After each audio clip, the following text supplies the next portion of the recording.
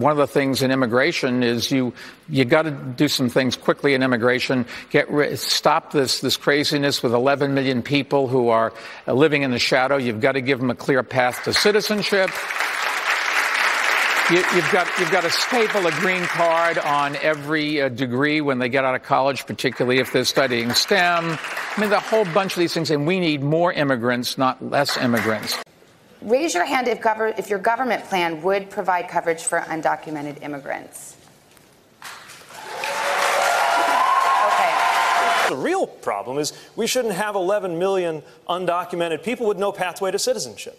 This White House has divided us around a consensus issue. The American people want a pathway to citizenship. We will never waver in our pursuit of guaranteed health care for all Californians.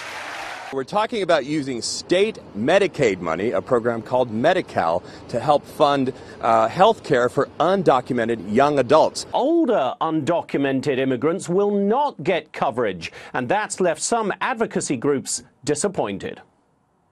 We do hope ultimately to get to a place to where California can ultimately cover the entire undocumented population, but certainly we were disappointed not to see those 30,000 seniors get covered in this cycle. Lines stretched out the door, with thousands of undocumented immigrants eagerly applying for a driver's license. Some even camped overnight in near freezing temperatures.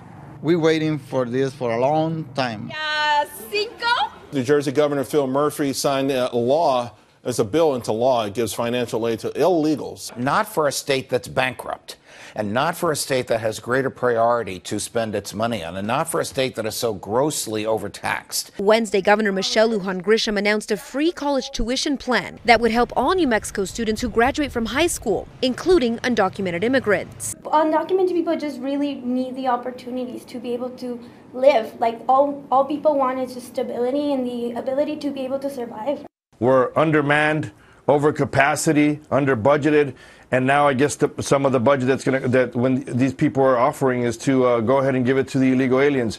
If you choose to enter this country illegally in violation of federal law, you're not supposed to be comfortable. You're supposed to be looking over your shoulder. We can't reward you with giving you privileges. If I speed down the highway 100 miles an hour, I'm worried I'm getting a ticket. If I lie on my taxes, I'm worried I'm getting audited. When you enter this country illegally in violation of the law, you're supposed to be uncomfortable. We're not supposed to reward that. 51% of immigrant-led households receive at least one kind of welfare benefit.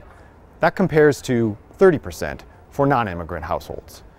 And the numbers are higher for households with children.